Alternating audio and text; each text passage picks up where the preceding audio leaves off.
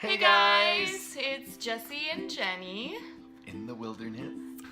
So for this week's vlog, we actually decided to do a vlog. So you can see our pretty faces. Pretty faces. And this is way better to actually just like kind of talk about and show you in a video. So that's what we decided to do. So, this week we're going to be talking about how to demo. Woo! In case you guys are just kind of like starting out and you're just like, recording is kind of a new thing for you maybe. We'll just be going over tips and tricks, things that we've failed at, things that we've learned over the past few years of doing things. Yep. All right, let's dive in. So, the first thing that we wanted to talk about was in order to make a successful demo, you need to practice a lot.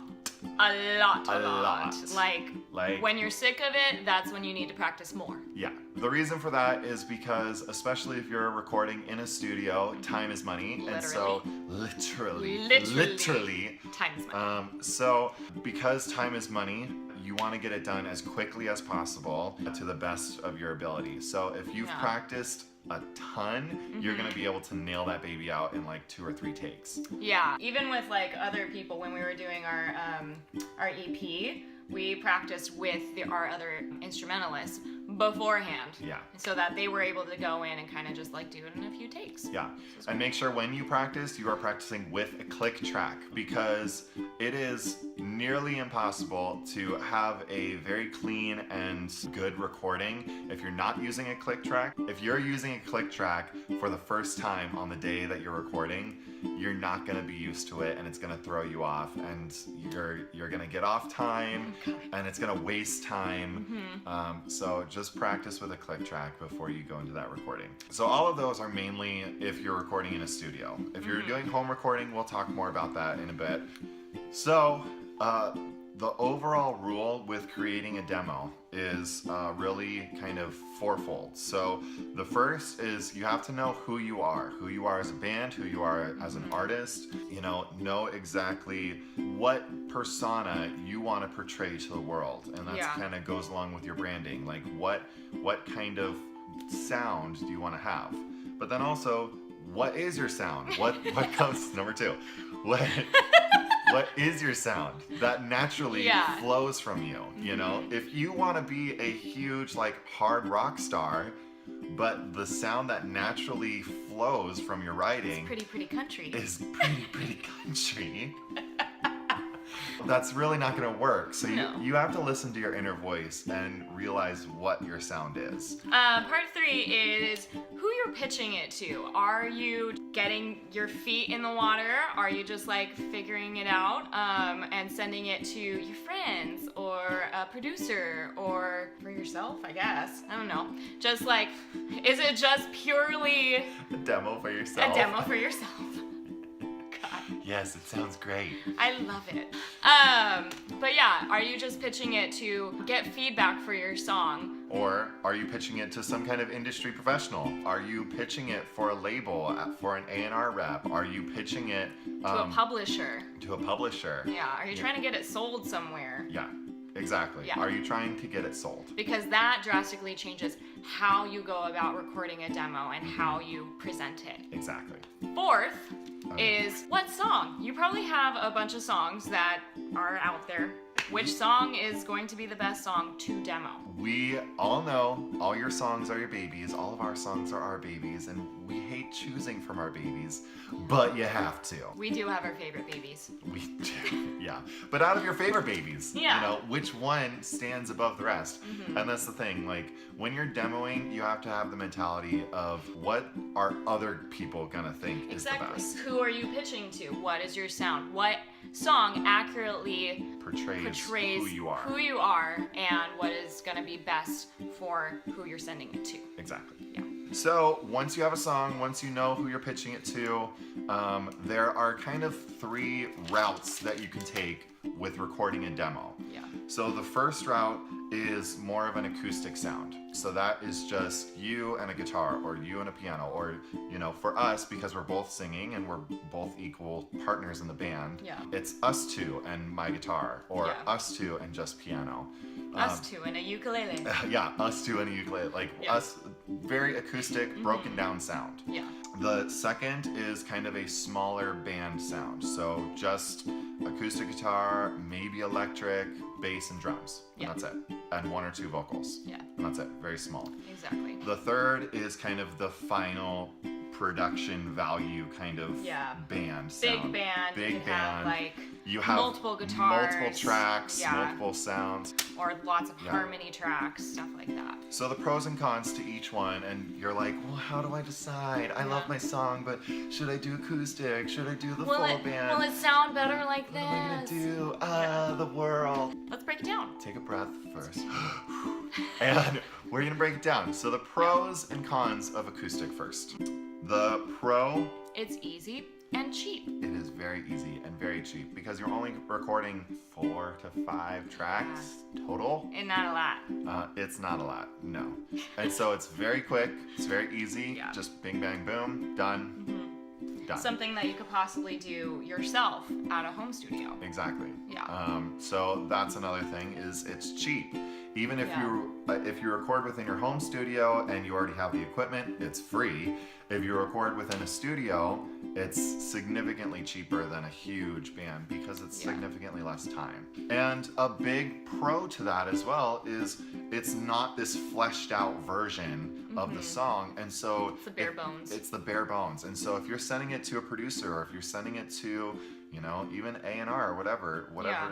they're asking for, that space gives your producer or the A&R or whoever you're pitching it to, that gives them the space to create within your song as well, to put their perspective on it and to give their feedback into what the song could be. Yeah, It they is- can dive into the potential of the song. They can see like, you know, the skeletal version of it and be like, oh, I see this song going this way and doing that, and like I have great connections for that. Yeah, exactly.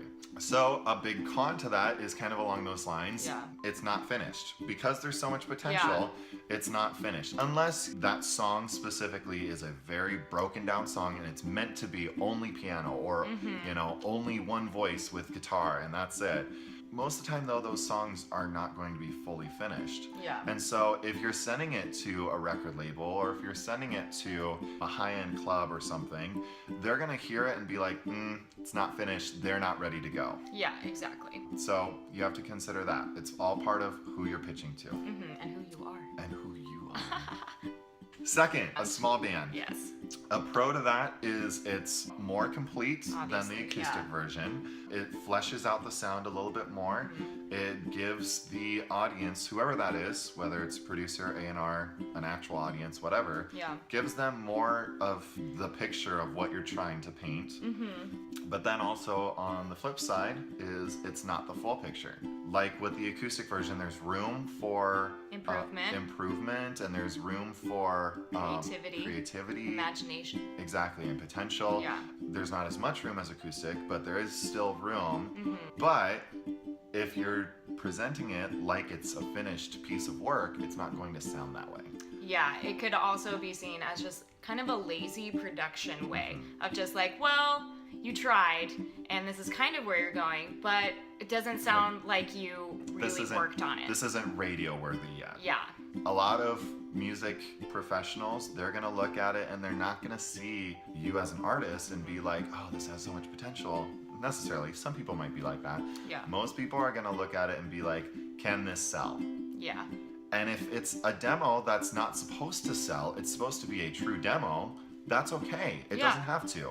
It's not at that selling point yet. Yes. And if you present it like that, then they're gonna understand it like that. But if you're presenting it like, yeah, it's ready to sell, it's ready to go, and it's not, they're not gonna buy into it. So the last and final one is a big band. So that means full production value, every instrument that you can think of on the planet, including didgeridoo and harmonica. Just a rain stick in the background. We had it in one of our songs. We so. still have it. Yes. Anyways. Score in light. The pro to that, It's ready to be sold. it's ready to be sold. I mean, it's still a demo, but it's ready to be sold. Yeah. So that's a huge pro, and it's ready to be just like thrown out in people's faces, and they know exactly the sound. Yeah, which gives you complete control over the direction of it, over what the audience is listening to. Big con to that is people don't give as much feedback into it because it's already done. It's like, oh, it's good, or it sucks. Yeah. Yeah. So there's not really room for improvement, and there's not really room for potential in that. But the biggest thing is, if you're gonna go that route, you probably want to do studio time as opposed to home recordings. With that, that's a lot of money. It's that you're- expensive. that you're investing into that demo, into that one song. And so if it's not a good song, or if it needs some work, you've invested all this money into it and Yeah. not getting any return. With studio time, time is money. And so you have to think of it like that, like a business, where Yeah. if I'm making this investment, am I gonna make my money back plus some? Yeah. Am I gonna make money off of this? Is it worth it? Is it worth it? Yeah. But that again goes back to knowing your direction, knowing who you are, and knowing who your audience is. For example, our demo that we are working on currently right now, we'll give you a little snippet of our process so you can see it in action. So our demo, for example, I mean, we're an indie folk band, and so Yeah. it's just, you know, him on guitar, us singing. That's who we are. It's very bare bones. We're indie folk. You know, so very like grassroots, very acoustic sounding instruments, very natural sounding instruments with our voices, with my guitar, with whatever we use. And so that's who we are. That's kind of what our sound is as Yeah. well. But then who we're pitching to, this specific demo, we're sending to our producer so we can get critiqued and kind of, you know, Start the process of pre-production to record it. Exactly. Yeah. So we want that feedback from our producer, and Yeah. we want to know how to make this song better. What are his suggestions in Exactly. instrumentation, in mixing, And structure, song structure. in song structure, Yeah. and everything. Like everything is on the table, and this is just like, here's what we have so Yeah. far. Let me know what you think. This is gonna be, we're gonna create a lot of space in our demo just so that he can listen to it and say like, oh, I see this, I see that. However, in the past, when we've sent our demo to places that we want to play, like clubs or coffee shops, we gave them our professional recorded, like what's on our album version Yeah. as our demo. Yeah. And that's something that is done, completed. Like there's not really much room for critique, but then at the same time, they get a really full picture of our sound, who we are, where we're going, what we're doing. Yeah. So, yeah. So the next point we wanted to talk to you guys about was home production versus studio production. So how do you decide between which one to do? So if you're doing a demo that's more acoustic and, you know, that's not the final product, you can totally do home studio. That's completely fine. If you're wanting something more professional, obviously go to a studio. They're Yeah. gonna be able to manipulate your sound in a way that sounds really, really good. So for home studio stuff though, we wanted to kind of talk about what we use, us two as a band, so that way you can check it out yourself, because Yeah. we found that it's really great products for us. So we use actually GarageBand as our recording software. I have like a sample edition of Pro Tools, but we don't really use it that much. Pro Tools, it's a little bit more advanced. It's a lot more advanced than GarageBand. Yeah. But like I said, if you're doing a home recording and it's just basic stuff, you just want to get it out there, GarageBand's totally GarageBand's fine. great for And that. it's user friendly too. Oh, so yeah. it's really easy to figure out and pick up. And so that's the software that we use most of the time. The gear that we use. Yes. So this is our microphone. It's a Monoprice Lollipop diaphragm condenser mic. Yeah. And it's Fancy gold. yeah. I was talking to somebody, one of like the sound engineers that I know, and he recommended this, and I was like, cool, I'll look into it, and it was good on a budget. I think it was like $130 or something like that. We'll Yeah. post it. So it works well. It picks up sound great. I mean, I feel like I know a lot more about mics now researching it. So if you have any questions, ask. And then for the interface that we just use a basic 2-channel interface. It's a Focusrite Scarlett, but it's the 2 version because we only need 2. They have more, they have less. yeah. Yeah. They have a 1. This one we would definitely recommend though, because you can record two things at once. Yeah. So if you're recording guitar and vocal, like one vocal, you can do that. If you're recording two vocals, Yeah. you can record at the same time. But then also with our particular mic, it requires phantom power. Yes, which is something that I honestly had no idea about. Didn't know that you couldn't just like take the mic and be like, let's just plug it in. So this is the real deal, guys. Yeah, so it needs phantom power, which Yeah. essentially means it needs an interface to cycle through. And then this particular interface you can plug directly into your laptop. So That's nice. that's pretty great. Yeah. And then there's volumes, there's a monitor on here too, so you can plug in your headphones and be listening to what you're recording live. Yeah. As opposed to in your laptop, which usually when you're recording from your laptop and you plug a headphone in, like a headphone jack into your laptop, there's a little bit of a delay, so it can kind of Yeah. throw you off. But this, no delay. Yep. So, It's rad.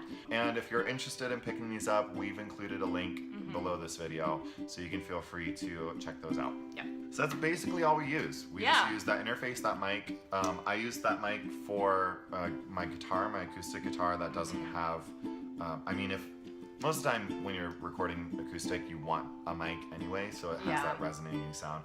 So I use that mic and it works great. We use that mic for singing. We use that interface all the time, and then we use GarageBand. And so just to show you guys what our home recording sounds like, we actually used it for our cover of The Hanging Tree from the Hunger Games. So here's a little like few second snippet for you to enjoy.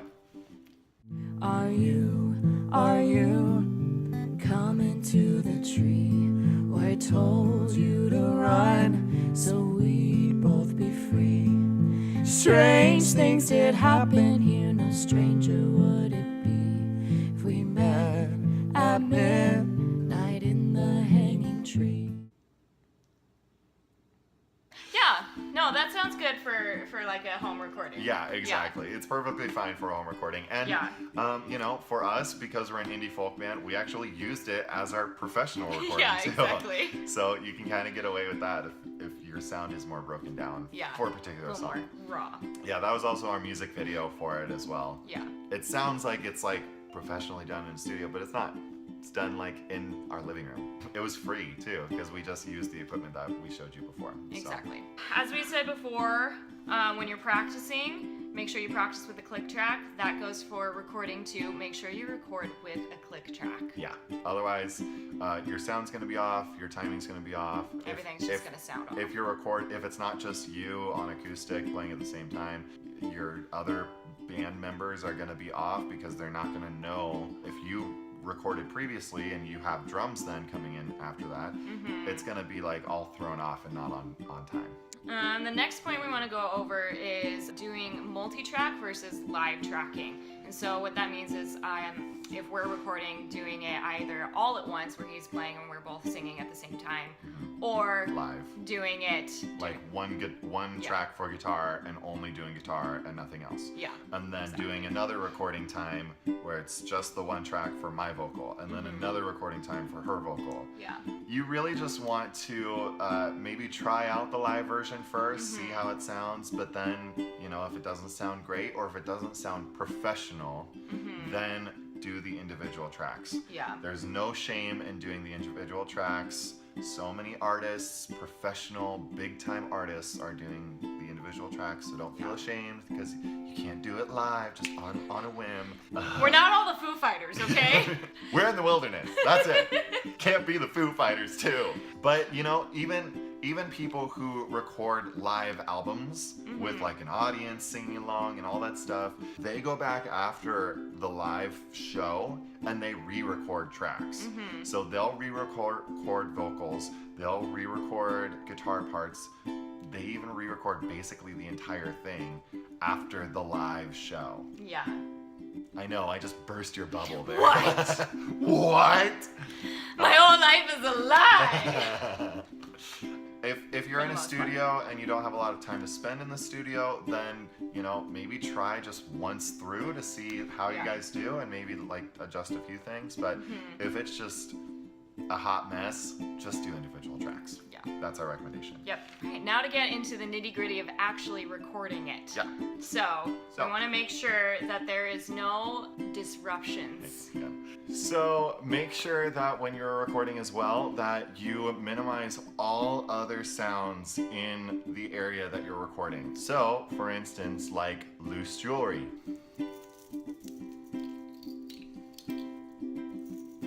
Your air conditioning or your fan. Your pets, your dog's barking. Annoying neighbors. Annoying roommates. Or just, Whatever. You know, Whatever. random fire alarms. yeah, construction outside. Yeah.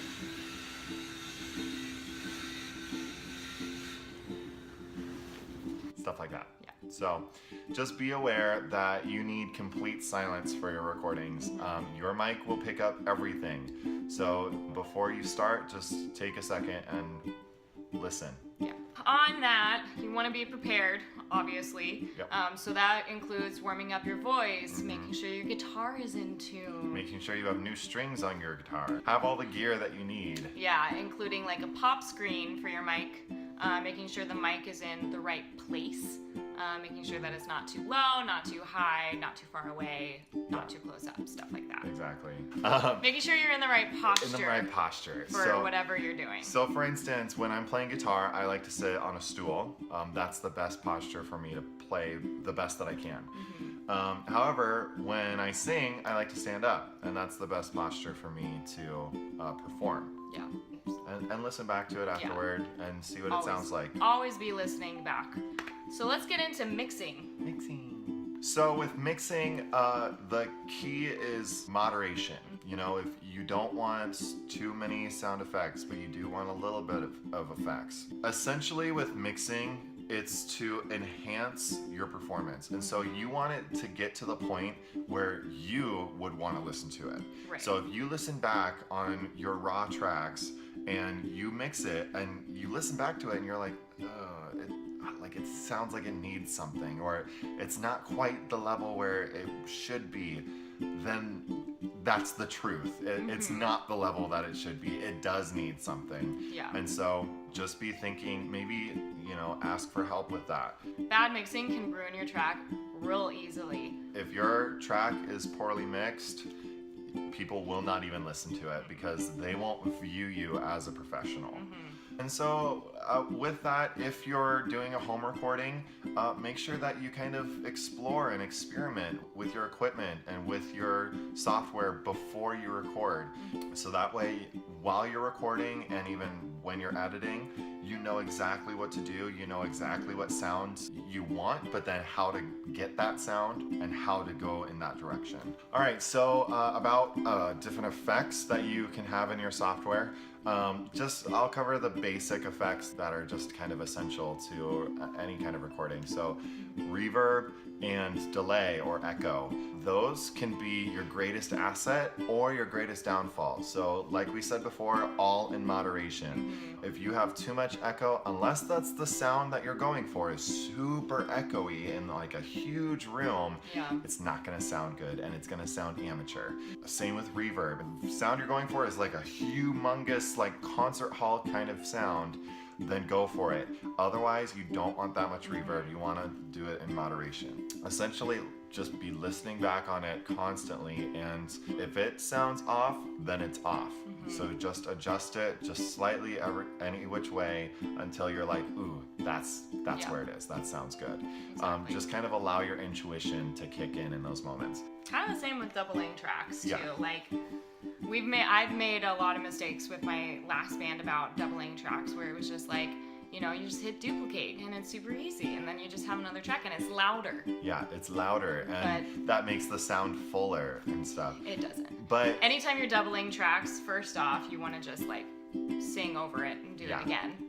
I mean, with doubling tracks, if you're doing a home recording, the key is that there has to be some lead and then tracks to follow. Right. If you're having two tracks or more at the same level from the same voice, because it's like if Jenny and I are recording 2 different tracks, Yeah. but it's in unison, it's the same melody line, that's different than what we're talking about. I'm talking about if I were Same. to record one track, one melody, and record the exact same thing and put those 2 competing, it's not gonna sound great. Really, the only times that it sounds good is in like grunge.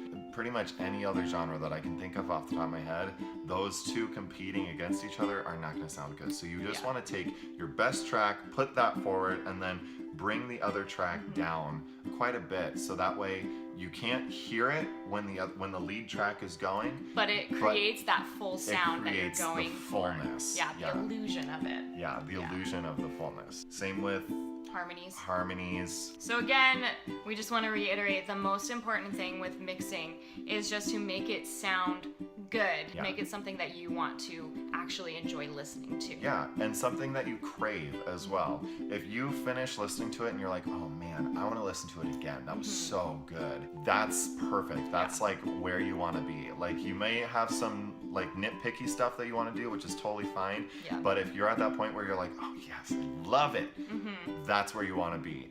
If you're listening to it and you're getting to the end of the track and you're like, God, it sounds weird, but I guess it's okay. We can just pitch it and, I just want to be done. Don't do that. Because anybody listening to it will be in that area as well, and you won't get anywhere with that track.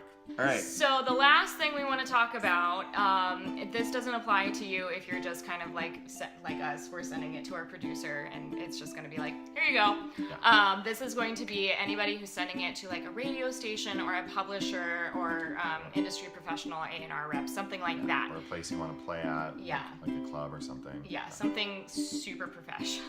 The main thing about submitting to these people, pay attention to what they're actually asking you to submit, and then do that. It sounds super simple. That's but a lot of people don't do that. They're like, oh no, I'll just send them my entire album. And it's like, we just asked for one song. Yeah, just one song.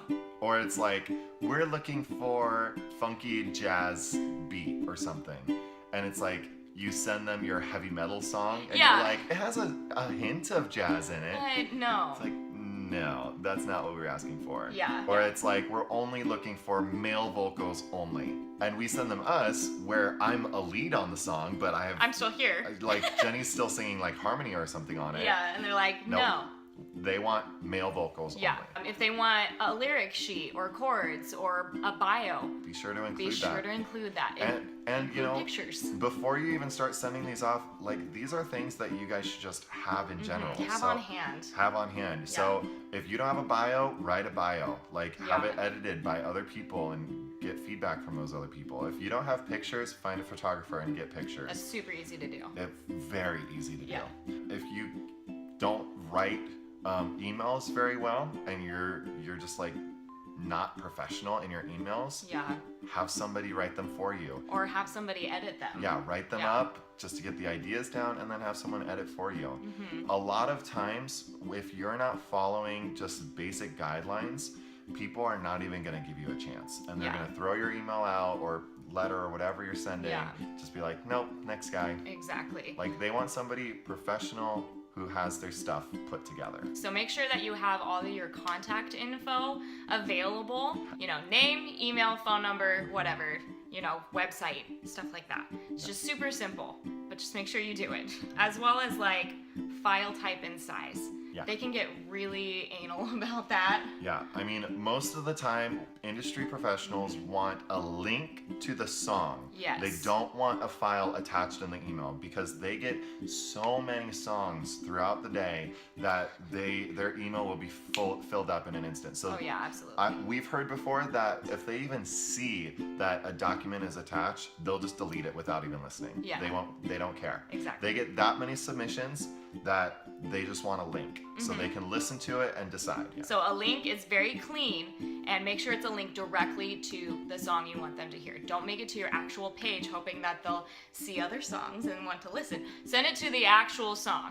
Because here's the thing, if they want more, they know how to get Yeah. more. Don't assume they want more right off the bat. Just give them exactly what they're asking for. And finally, guys, something that we really want to push is if you need help, ask for it. Go seek it out. Find it. You know, if that involves somebody helping you write your bio, do it. If that involves finding a sound engineer, do it. If that involves somebody, even just a random person on the street, you grab them and you're like, hey, can you listen to my song and tell me how it is? Do it. Exactly. Because those are the types of people that you want listening to it, because it's not going to be like your mom or like your wife or something. Yeah. Like trying to boost your confidence into like, yeah, honey, it sounds great. I love you so much. They're not going to sugarcoat it. They're going to be like, wow, that song sucks. Yeah. Like, do you have anything else? I guess it's okay. What else is there? Yeah. Or if you're a songwriter and you're not the best singer, go find a singer and have them sing your song. Yeah, go find guitarists. Yeah. Go find other people. If you're not good at doing something, find somebody else who is better at it. Reach out. Yeah. Yeah. So on that note, we actually wanted to encourage you too. If you're just starting out, or if you have questions, or if you're not really sure, you know, what kind of demo to make, or if we raised more questions than we answered. Yeah, exactly. You know, like we say in all of our videos and all of our stuff, we are here for you. We want to be here for you. We are here to support you. So feel free to reach out to us. And email, social medias. Email, social medias. Pretty much it. Comment below this video. Just anything, we will respond, and we will help you to the best of our ability. So don't be afraid. So I hope you enjoyed this video on demos. How to make a demo. How to demo. God, we're so freaking weird. Anyway, guys, we love you, and we hope you enjoyed this video. Make sure to subscribe to our blog. We actually have a free encouragement journal if you subscribe. It's a month long. It's pretty awesome. It will really help you out and be encouraged in this journey to becoming a full-time musician. So yes. Make sure you also follow us on our social medias. We post all the time. All the time. All the time. So yes. All right. Love you guys. Bye. See you around.